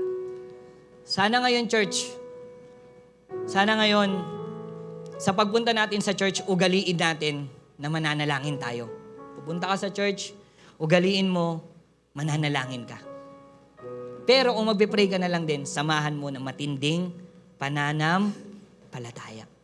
Amen? Yung naniniwala ka na naririnig ni Lord yung prayer mo, uupo ka dyan, prayer works, or kahit Sunday service, maraming tao, gusto mo lang mag-pray, upo ka. Hindi ka naman siguro nila guguluhin kung nakapikit ka.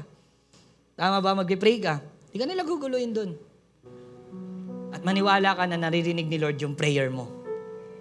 Amen? At naniniwala ka din na kung sagutin man ni Lord o hindi ang prayer natin, lahat yun ay dahil sa ikabubuti natin. Amen? Also, kagaya ng verse, sabi ng verse, na yes, manalangin tayo kahit saan. Pwede ka manalangin sa bahay nyo. Tama? Pwede ka manalangin sa trabaho, sa kwarto mo, pwede ka manalangin. Pero nilagay ng Panginoon na ang simbahan niya ay bahay, panalanginan. Pwede ka mag-pray sa bahay nyo, pwede ka mag-pray kahit saan mo gusto. Pero nilagay din ni Lord, pwede yun, hindi po masama yun. Pero nilagay din ni Lord na ang simbahan niya ay bahay, panalanginan. Kaya po sana sa araw ng prayer works natin, nawa magkita-kita tayo dito. Amen? Naglagay ang church natin ng gawain ng prayer works. Kung saan pupunta ka talaga doon para manalangin. Pray ka, agahan mo, manalangin ka. Amen po ba? Sabi mo sa katabi mo, kita kids. Amen? Punta tayo. Manalangin tayo. Tama po ba? Balik natin. Malay mo, kaya uli natin gumawa ng dalawang service ng prayer works. Dati nagagawa natin yon. Amen? 5 to 7 and 8 to 10. Kaya uli natin. Bakit? Yung 5 to 7, yung kaninang umaga. Kayo, 8 to 10. Hindi, joke lang. Amen? Kaya natin punuin uli para manalangin. Gumawa na ang church ng gawain kung saan tayo manalangin. Puntahan na natin. Amen po ba? Amen? Come to God's house with prayer of faith. And number 2, welcome people into God's house today so they may pray. Church, wag tayong papayag na sa simbahan natin, tayo-tayo na lang ang nananalangin. Yung paglingin mo siya na naman, pagluhod mo, pagangat mo siya na naman, wag tayong papayag na tayo-tayo na lang nananalangin. Maging encouragement tayo sa iba na ang sarap manalangin sa simbahan. Amen ba? Grabe, mamira. I-testimony mo sa ibang tao or sa social media na may ginawa si Lord sa'yo nung umatin ka ng prayer works. Sarap. Ano yung pinupunta mong prayer works? Ano yung pinupunta mo? May Sunday ka na, pero may prayer works pa kayo? Testify mo yun. Amen ba? Grabe ginawa sa akin ni Lord sa prayers. Ang dami ko na naman natutunan. Wala mang himala ngayon, pero nakapag-rest ako kay Lord. Thank you, Lord. Nakapag-prayers ako. I-type mo. Ilagay mo sa wall mo. Mag-testimony ka sa kaibigan mo. Amen ba? Mag-encourage tayo. Huwag tayong papayag na hindi tayo nakikipag-encourage at tayo na lang palagi. Alam mo ano masakit? Tanungin niyo ko ano? Baka tayo yung wala sa prayer works. Kaya di tayo makapag-encourage. Amen? Din tayo. Pasok ka sa church. Pray ka dito. Subukan niyo po mag-prayer works. Napakasarap. Amen ba? Amen, mag-i-encourager tayo sa iba. Alam niyo po, sa gagawin natin na yan, magagawa talaga natin yung series natin na open house. Magagawa natin. Means, bakit? Marami talagang maiengganyo umatin ng church. Mapa-Sunday man o prayer works.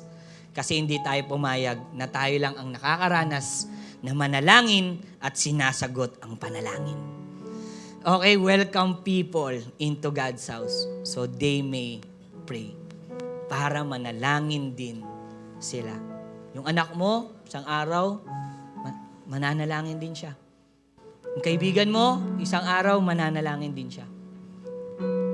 Amen? Katrabaho mo, na palagi nagraran sa'yo, sabi mo sa kanya, open ang house ng church. Welcome ka. Sama ka sa akin, manalangin tayo. Amen? Huwag kang papayag. Tayo na tayo lang. In-event tayo sa church ngayon. Amen? Hindi ako pumapayag na ako lang. Sana lahat tayo. Amen? Hallelujah. Excited po ba tayo matay ng prayer works? Amen? Kita-kits po tayo sa prayer works. Amen po ba? Sa oras na to, pipikit po tayong lahat. Come on. Sa oras na to, kagaya ng pinag-usapan natin, gusto ko sabihin sa inyo, ngayon nasa church tayo. Sakto, nasa church tayo.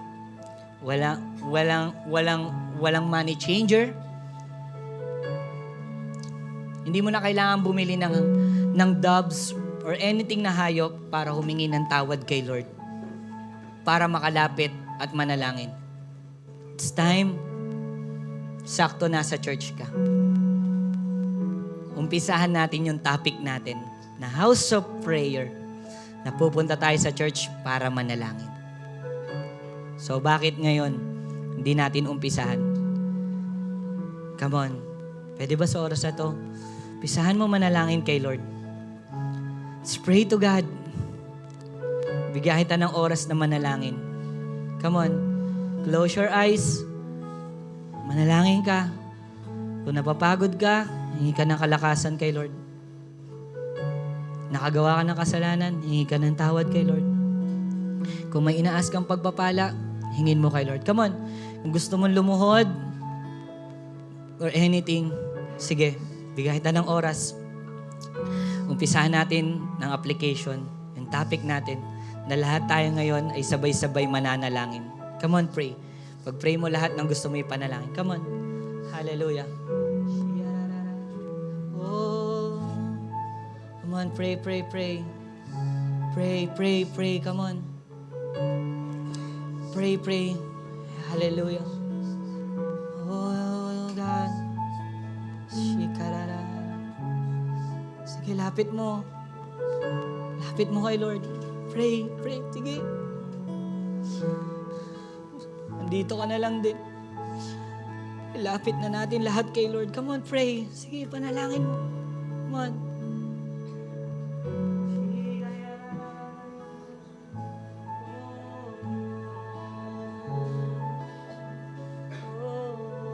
Come on, pray, pray, pray, pray, pray. Sige. Pray mo yung pamilya mo. Pray mo yung magulang mo. Kung may karamdaman sa inyo, ilapit mo sa Panginoon. Kung may karamdaman sa inyo, lapit mo kay Lord. Pray mo yung magulang mo. Pamilya mo. Pangangailangan nyo. Come on, sige, lapit mo. Pag-pray mo yung tao na gusto mo balang araw, manalangin din siya. Pray mo.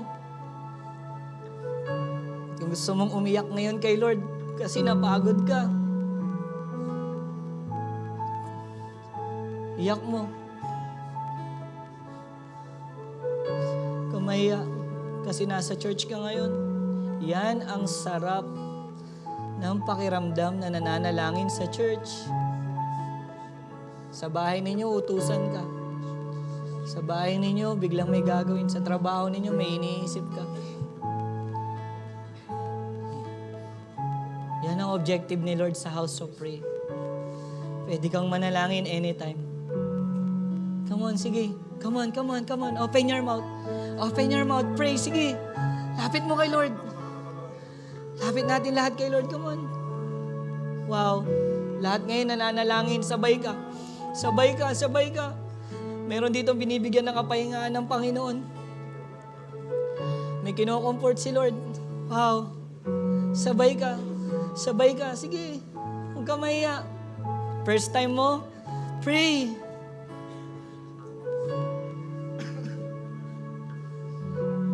Sige. Sige, pray. Di tayo nagmamadali. Di ba ang sarap? Di ba ang sarap manalangin sa tahanan ni Lord? Walang dens of robber. Walang tindahan. Grab the opportunity. At huwag mong palagpasin na pumunta lagi sa tahanan ni Lord para manalangin. Lalong-lalo na nandito ka na ngayon. Huwag mo nang palagpasin. Pray. Pray. Come on. Sige. Mag-ask ka kay Lord. Yung pag-aas na yan, ay hindi yan kagaya ng pag-aas ng mga teachers of the law. Dahil yung pag-aas mo ngayon, ay may sign na may faith ka. Come on, sige. Kamaya. Wow. Wow. Wow, come on. Di ba ang sarap? Iyak mo, sige. Iiyak mo kay Lord. Come on, open your heart. Come on. Woo! Wow. Pray. Pray. Sige. Sarap. Sarap manalangin. Pray. Wow. Baka di mo na nagagawa yan. Pray. Ask God. Ask. Mag-ask ka kay Lord. Growth. Blessing. Breakthrough. Come on. Gusto mo siya uli maranasan? Ask mo kay Lord. Yung parang in love na in love ka kay Lord, ask mo kasi gusto niya rin naman ng communication sa'yo. Mahal ka rin ni Lord, gusto niya ng relationship sa'yo. Lalago yan sa prayer. Come on. Wow. Daming kinakatagpo ni Lord. Huwag kang papayag na di ka makatagpo ni Lord ngayon. Huwag kang mag-doubt. Come on. Huwag kang mag-doubt. Hindi aksidente na ito yung word natin. Huwag kang mag-doubt. Pray ka. Pray ka. Tatay ka, mag-pray ka. Nanay ka, pray. Nag-aaral ka, pray. Come on. Come on. Wow, wow. Lahat nananalangin. Come on. Sarap. Wow. Thank you, Jesus. Thank you, Jesus. on, pray. Wow. Kagandahan mo ay pagmasdan, pag-ibig mo Sige lang. sa kitugon. So ang kausap ni Lord, alam mo, masarap, pinakamasarap na masarap pakinggan ni Lord sa tenga niya, yung prayer mo. Gusto ni Lord yan, hindi siya naiirita. Gustong-gusto niya naririnig yung prayer mo. Sige, pray ka lang. Pray ka lang. Gusto ni Lord naririnig yan.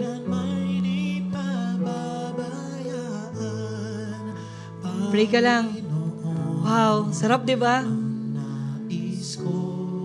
Wow, come on. Woo! Huwag ka mag-doubt. Sige, sige lang. Have faith, have faith. At kung may binabago si Lord sa atin dito, hayaan mo lang.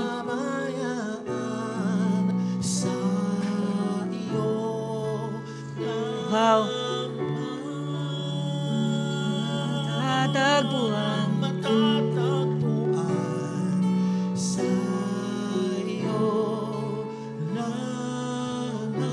Gawin mong lilim ang simbahan na to para lumapit at manalangin kay Lord.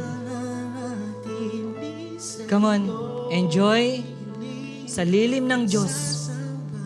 Kung ginagamit niya ang simbahan na to para manalangin ka, gamitin mo. Huwag mong palagpasin. Sige. Pray, come on. Believe. Believe. Come on, church. Manampalataya ka na sumasagot si Lord sa prayer mo. Maniwala ka na naririnig ni Lord ang prayer mo ngayon. Maniwala ka na hindi bingi si Lord, na naririnig niya ang bawat sinasabi mo. Kung sinasabi mong nahihirapan ka, naririnig ni Lord yan. Kung sinasabi mong nasasaktan ka, gustong gamutin ni Lord yan. Pero manalangin ka at manampalataya ka sa Panginoon. At hayaan mong gamitin niya ang simbahan niya para maging lilim niya, para marinig niya ang prayer mo, para makomfort ka niya. Alam niya nahihirapan ka, alam niya nasasaktan ka, alam niya napapagod ka, alam ni Lord may pangangailangan ka.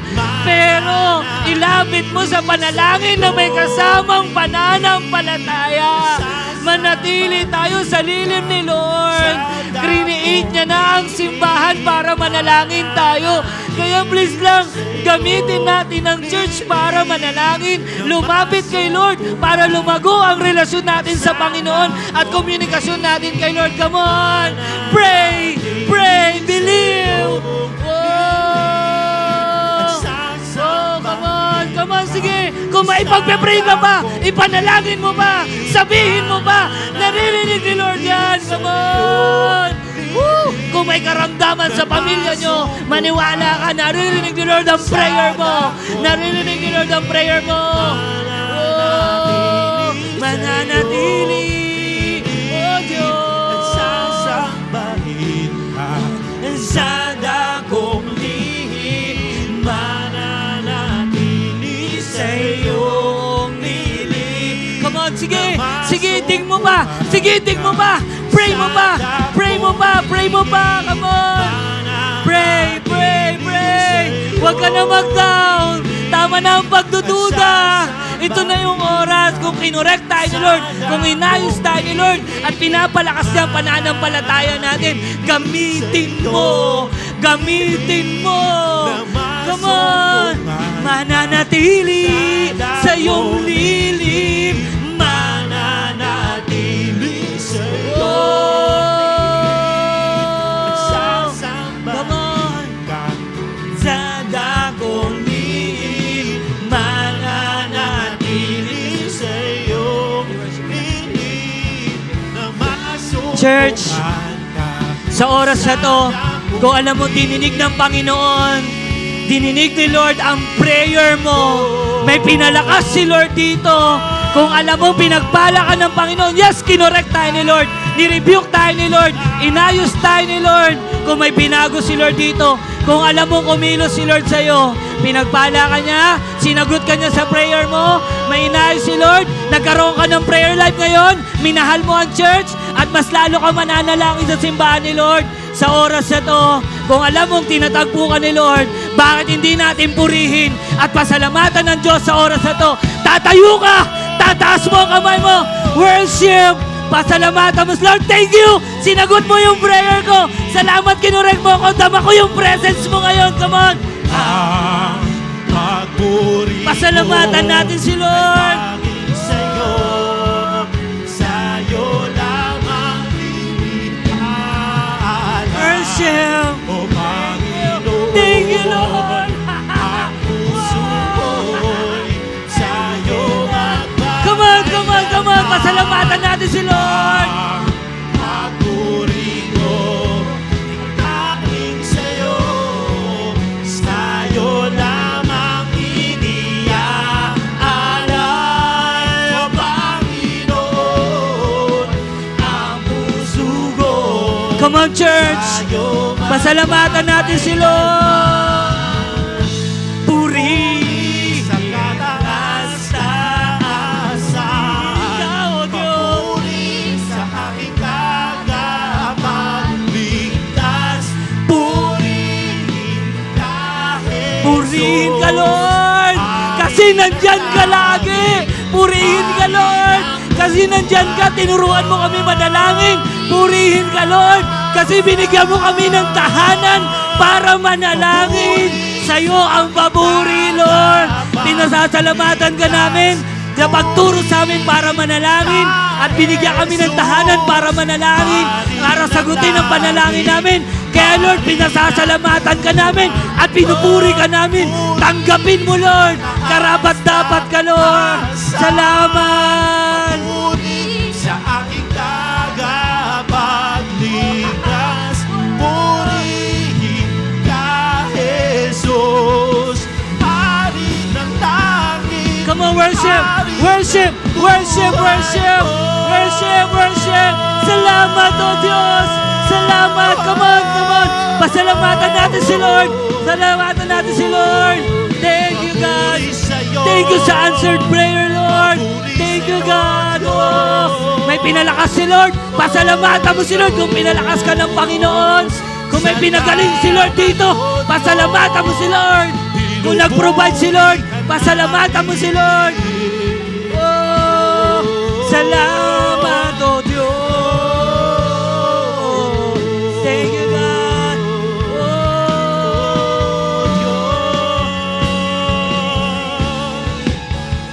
Come on. Puri, Sa mataas na papuri. papuri sa aking tagapagligtas. Purihin ka, Jesus. Hari ng langit. Hari Come on, declare the song and shout, Sip. Puri sa mataas na Yan ang papuri na nagpapasalamat. Dahil alam mong inayos ni Lord ang prayer life mo. Binalik ka niya sa tahanan niya para manalangin. Pinakita niya muli na ang tahanan niya ay mahalaga na puntahan para panalanginan. Come on, sing. Papuri, papuri, come on. Papuri. Di ba ang sarap? Ang sarap. puri sa aking tagapagligtas. Purihin ka, Jesus. Hari ng langit. Hari ng Yes. Pwede ka manalangin sa bahay ninyo. Pwede ka manalangin saan mo gusto. Pero iba ang panalangin sa tahanan ng Diyos. Iba ang presence. Iba ang sarap. Iba nakasama mo yung kapatid mo na nananalangin sa tahanan ni Lord. Kaya please lang, binigyan na tayo ng tahanan ni Lord. Gamitin natin para manalangin tayo. Gamitin na natin ang house of God para manalangin. Lord, salamat. Kita namin ang history ng church namin. Nag-umpisa kami sa wala. Nag-umpisa sa garahe. Lumipat sa maliit na simbahan. At lumipat sa mas malaki. At ngayon dinala mo kami dito. At naniniwala kami, Lord, isang araw, dadalin mo kami kung saan, Lord, di na kami mangungupahan. Na kung saan, Panginoon, sariling lupa. At Lord, yung lugar na yon, mas lalo namin gagamitin para manalangin, pumunta doon para manalangin. Pero God, kung nasaan kami ngayon, salamat po. Bigyan mo kami ng church, malamig, maayos, maganda. Hindi namin, Lord, palalagpasin ng opportunity para pumunta sa iyong simbahan para manalangin. Kumonek sa'yo, hindi pabayaan ang relationship sa'yo, kundi lalong palaguin. God, salamat po. Napakabuti mo, Lord. Kaya, Lord, sa'yo lahat ng papuri. Naniniwala ako, may mga sinagot kang panalangin. Pinalakas, pinagaling, pinagpala, inayos, kinorek. Sa oras na to, maraming salamat po. Ito po aming dalangin sa pangalan ni Jesus. Amen, amen. Pwede ba yung the best sa palakpak? Para kay Lord, come on! Yung pinakamalakas para kay Lord, come on! Hallelujah! Salamat o Diyos sa iyong salita. Ayan, sa mga habol po ng kanilang tithes and offering, dito na lang po sa harap ng basket. Thank you, God. Come on, pasalamatan natin si Lord. Let's worship Him in this place. Thank you, Jesus. Manawitin mo ito sa Panginoon. Ako ay narito ngayon, naghihintay, inaasam-asam presensya mo'y muling maranasan. Ako ay narito ngayon, nananabik na makita, luwalhati ng iyong mukha. Sumasayaw na nga, sa galak tumatawa, nananabik na makita, muli mong pagbisita. Panginoong Jesus, malayang malaya ka, baguhin mo ang buhay ko, ito'y iyong minsan pa. Sumasayaw na nga, sa galak tumatawa, nananabik na makita, muli mong pagbisita.